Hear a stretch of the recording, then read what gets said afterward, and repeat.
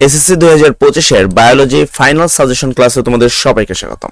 আজকের এই ক্লাসে আমরা বায়োলজির কিভাবে সিকিউ খুব সহজে মাত্র 5টি অধ্যায় করে কিভাবে 5টি সৃজনশীল 100% কমন পাওয়া যেতে পারে এবং কোন কোন টপিকগুলো থেকে বায়োলজি পড়লে আমরা 100% কমন পাবো সেই টপিকগুলো নিয়ে আজকে আলোচনা করব। দেখো, বায়োলজি খুব কঠিন যে খুব টাফ সাবজেক্ট এরকম কিছু নয়।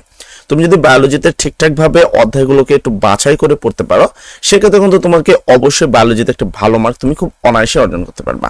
তো তার জন্য তোমাকে জানতে হবে যে বায়োলজির যে অধ্যায়গুলো রয়েছে এই অধ্যায়গুলোর মধ্যে সবচেয়ে বেশি কোন অধ্যায়গুলোতে প্রশ্ন আসে বা প্রশ্নপত্র কোন অধ্যায়গুলোতে কখনোই মিস করে না। তো সেক্ষেত্রে আমি তোমাকে যদি বলি যে কোন অধ্যায়গুলোতে 100% প্রশ্ন আসবে, সেক্ষেত্রে আমি তোমাকে সর্বপ্রথম দিব হলো জীবন পাঠ প্রথম অধ্যায়। এই অধ্যায় থেকে অবশ্যই একটা প্রশ্ন আসে এবং বিগত যতগুলো বছরের প্রশ্ন আমি অ্যানালাইসিস করলাম, মোটামুটি প্রায় 7 বছরের প্রশ্ন অ্যানালাইসিস করে দেখলাম যে এই অধ্যায় থেকে কোনোবারই প্রশ্ন কিন্তু মিস করেনি। অর্থাৎ এই জীবন পাঠ থেকে এবার প্রথম প্রশ্ন হলো জীবন পাঠ থেকে তোমরা কি কি টপিকটা পড়বা।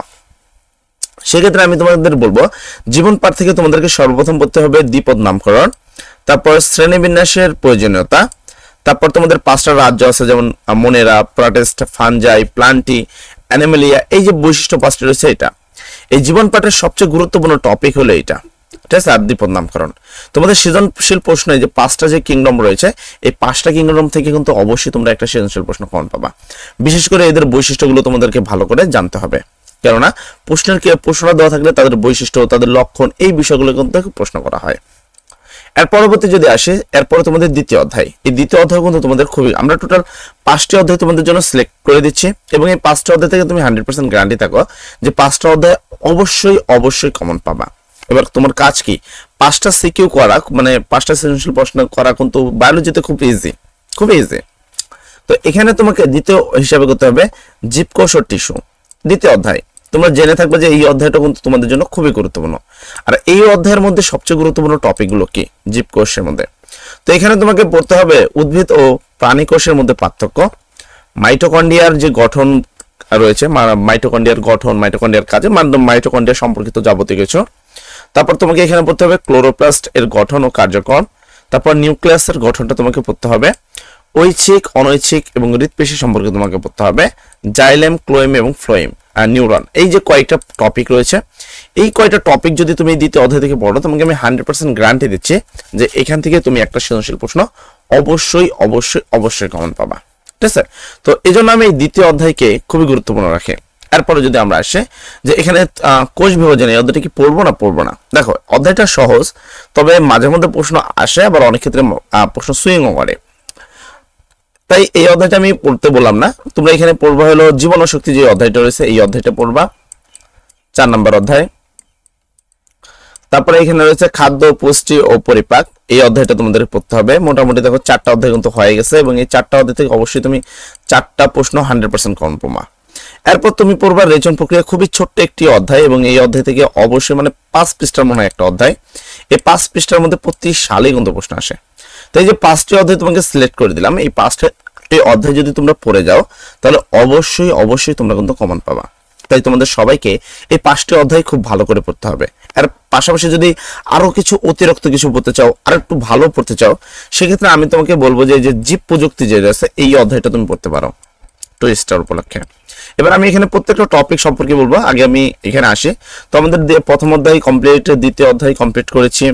এবার চতুর্থ অধ্যায়, যার নাম হলো জীবনশক্তি। এখান থেকে আমরা কি পড়বো, তো জীবনশক্তি থেকে যে টপিকগুলো আমাদের পড়তে হবে, দেখো 3 নম্বর অধ্যায়কে আমরা যদিও দিই, তবে যদি কেউ চাও যে পড়বা 3 নম্বর, সেক্ষেত্রে পড়তে পারো মাইটোকন্ড্রিয়ার গুরুত্ব, মিওসিসের গুরুত্ব, তারপর অ্যামাইটোসিসের অর্থনৈতিক গুরুত্ব এবং কোষ চক্র। তোমরা এই কোষ বিভাজন থেকে এই কয়টা টপিক পড়তে পারো, তবে এখান থেকে প্রশ্ন আসে, আবার অনেক ক্ষেত্রে আসে না। এর পরবর্তী জিনিস হলো জীবনশক্তি। এই অধ্যায় থেকে 100% প্রশ্ন আসে, এই অধ্যায় থেকে 100% প্রশ্ন আসে এবং খুবই গুরুত্বপূর্ণ একটি অধ্যায় তোমাদের জন্য। এই জীবনশক্তি থেকে এখন প্রশ্ন হলো তোমরা কি পড়বা এই জীবনশক্তি থেকে। এখানে তোমাকে পড়তে হবে ক্রেবাস চক্র, গ্লাইকোলাইসিস, হ্যাসেন-স্ল্যাক প্রক্রিয়া। এটা থেকে অবশ্যই প্রশ্ন আসে, বিশেষ করে চকগুলো রয়েছে গ্লাইকোলাইসিস থেকে। এই যে চক্রগুলো আছে, আলোক নির্ভর সালোক সংশ্লেষণ প্রক্রিয়া, আলোক নির্ভরশীলতা ছেড়ে, তো এই যে প্রশ্নগুলো রয়েছে এগুলো কিন্তু খুব বেশি আসে। তো এই চক্রগুলো পড়া হলে তোমাকে পড়তে হবে সালোক সংশ্লেষণের পর্যায় এবং সালোক সংশ্লেষণের জীবের নির্ভরশীলতা এবং সর্বশেষ ফটোলাইসিস। তো এই যে কয়টা টপিক তুমি দেখতে পারলে, এই কয়টা টপিক যদি চতুর্থ অধ্যায় থেকে তুমি পড়তে পারো তাহলে অবশ্যই অবশ্যই প্রশ্ন তুমি কমন পাবে এখান থেকে 100% গ্যারান্টি। এবার জীবে পরিবহন, গ্যাসের পরিবহন এটা আমি বাদ দিলাম, আমরা আসলাম এখানে 8 নম্বর অধ্যায়, 5 নম্বর অধ্যায়। এবারে 5 নম্বর অধ্যায়ে তোমাদের একটা ম্যাথ রয়েছে বিএমআই নির্ণয় করার। তো অবশ্যই আমি সর্বপ্রথম বিএমআই নির্ণয়কে সবচেয়ে বেশি গুরুত্ব দিব এবং গ নাম্বার, আই হোপ যে আমার মতে যে গ নাম্বার প্রশ্নের মধ্যে বিএমআই অবশ্যই অবশ্যই অবশ্যই পাবা। এই অধ্যায় থেকে সবচেয়ে বেশি আমি গ নাম্বার প্রশ্নে দেখেছি বিএমআই নির্ণয় এই অঙ্কগুলো রয়েছে। যে কোনো একটা সাপ্লিমেন্ট বা আমাদের লাইভ ক্লাসে এসে তুমি কিন্তু ক্লাসগুলো করতে পারো। তো সেখান থেকে তোমাকে যে বিএমআই নির্ণয় রয়েছে এই টপিকটা খুব ভালো করে পড়তে হবে এবং এই ধরনের যতগুলো ম্যাথ রয়েছে সেগুলো করতে হবে। এরপরে কি পড়বা? এরপরে তোমরা করতে পারো খাদ্য পরিপাক, যেমন হলো পৌষ্টিক গ্রন্থিতে কিভাবে খাদ্য পরিপাক হয় সেই বিষয়টা, সেটা তোমরা পড়তে পারো। তারপরে এখানে আরো দুইটা জিনিস রাখা হয়েছে, তার মধ্যে আমি আদর্শ খাদ্য পিরামিডকে সবচেয়ে বেশি গুরুত্ব দেব। এখান থেকে আমি টোটাল তোমাকে 3টা জিনিস পড়তে বলবো, বিএমআই নির্ণয়, খাদ্য পরিপাক, আদর্শ খাদ্য পিরামিড। আর বাকি যে দুইটা আছে এটা অপশনাল, তুমি চাইলে পড়তে পারো বা চাইলে নাও পড়তে পারো। মাঝে মধ্যে কিছু রোগ সম্পর্কিত ঘ নাম্বার প্রশ্নে আসে, যার কারণে এই প্রশ্নগুলোকে রাখা হয়েছে।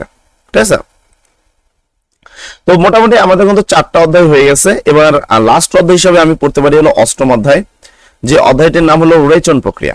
কি প্রক্রিয়া? রেচন প্রক্রিয়া। এবার এই 8ম অধ্যায় থেকে তুমি কি কি পড়বা? আমি যেমনটা বললাম যে রেচন প্রক্রিয়া খুবই ছোট্ট একটি অধ্যায় এবং এখান থেকে 100% প্রশ্ন আসবে এবং এখান থেকে আসলে প্রশ্ন কোনোবারই মিস করে না। তুমি যদি বিগত 10 সালের প্রশ্ন অ্যানালাইসিস করো তাহলে দেখতে পারবে যে এখান থেকে কখনোই প্রশ্ন মিস করা হয়নি। তো অবশ্যই তোমাদেরকে কি করতে হবে, এই টপিকটা খুব গুরুত্ব সহকারে পড়তে হবে এবং খুব মনোযোগ সহকারে দেখতে হবে। তো এখান থেকে তোমাকে যেটা পড়তে হবে সেটা হলো বৃক্কের গঠন ও কাজ, তারপর ডায়ালাইসিস, তারপর বিকলকরণীয় মানে হলো এখানে বিশেষ করে এই দুটো খুবই বেশি গুরুত্বপূর্ণ। তারপরে যে নেফ্রনের গঠন ও কাজ। ঠিক আছে, এই 3টা টপিক যদি পড়ো আই হোপ যে তোমার আর পড়ার প্রয়োজন পড়বে না। তারপর আমি আরো কিছু টপিক রেখেছি যদি বাই চান্স সুইচ করে তাই। ঠিক আছে, তবে এই প্রথম দুইটা এবং এই যে নেফ্রনের গঠন এইটা পড়লে আই হোপ তোমার আর কোনো কিছু পড়ার প্রয়োজন পড়বে না এবং এখান থেকে তোমাদের রেচন প্রক্রিয়া থেকে সম্পূর্ণ প্রশ্ন কমন পেয়ে যাবা। তাহলে এই তো গেল 5টা প্রশ্ন কমন পাওয়ার বিষয়। ঠিক আছে, যে এখান থেকে তোমরা কয়টা পাবা? 5টা প্রশ্ন কমন পাবা। এবার বিষয় হলো এই 5টা থেকে কি আমরা আর কিছু বাড়তি পড়তে পারি না? হ্যাঁ, সেক্ষেত্রে আমি তোমাকে উত্তর দিব অবশ্যই অবশ্যই তুমি চাইলে বাড়তি পড়তে পারো, কোনো সমস্যা তো নেই। তবে একটা কথা কি, বাড়তি কতটুকু পড়তে পারো এটা ডিপেন্ড করে তোমার উপরে। তুমি যতটুকু পড়তে পারবা সেটা অ্যাকচুয়ালি বাড়তি হবে। ঠিক আছে, তো এখানে আমি যদি এখানে ভালো করে খেয়াল করি, বাড়তি হিসেবে তুমি পড়তে পারো জীব প্রযুক্তি, এই অধ্যায়টি পড়তে পারো, খুবই পরিমাণ প্রশ্ন আসে। তারপরে এখানে পড়তে পারো যে জীবের যে প্রজনন রয়েছে এখানে সেটা পড়তে পারো, খুব ভালো পরিমাণ প্রশ্ন আসে। তো এই দুইটা অধ্যায় থেকে একাদশ এবং চতুর্দশ থেকে কি কি পড়তে পারো। তারপরে যদি আসি তোমাদের একাদশ অধ্যায় হলো জীবের, এখান থেকে তোমাকে পড়তে হবে নিষেক প্রক্রিয়া, যদি পড়ো আর কি, পুং ও স্ত্রী গ্যামেটোফাইটের উৎপত্তি, পরাগায়ন এবং এর প্রকারভেদ। ঠিক আছে, স্বপরাগায়ন এবং পরপরাগায়ন, একটি আদর্শ ফুলের 5টি গুণ, এই টোটাল এই কটা জিনিস পড়তে পারো এই অধ্যায় থেকে। এরপরে তোমাদের পরবর্তী অধ্যায়, তো অধ্যায়টা হলো চতুর্থ অধ্যায়, এখানে রেখেছে টিস্যু কালচার, তারপর ডিম্বনিকেট, ডিএনএ প্রতিপন্নের গুরুত্ব আর জীব প্রযুক্তির গুরুত্ব। যদি তোমরা এই কটা টপিক আমাকে শিওর দিয়ে রাখতে পারো যে ভাই আমরা এই কটা জিনিস পড়তে পারবো এবং আমরা সবগুলো পড়বো ইনশাল্লাহ, তাহলে আমি এতটুকু গ্যারান্টি দিচ্ছি আগামীকাল প্রশ্ন অবশ্যই তোমরা কমন পাবা, এটার গ্যারান্টি আমি নিচ্ছি। তবে তার জন্য তোমাকে এই টপিকগুলো ভালো করে পড়তে হবে। ঠিক আছে, তো আজকের এই ক্লাসটা মূলত তোমাদের সিকিউর জন্য রচিত ছিল এবং আশা করি সিকিউর সম্পর্কিত তোমার যাবতীয় সকল যে দুশ্চিন্তাগুলো ছিল সেগুলো দূর হয়ে গেছে। আশা করি এরপরে আর কোনো সমস্যা তোমাদের হবে না। সবাই ভালো থাকবা, সবার জন্য দোয়া করি। আসসালামু আলাইকুম।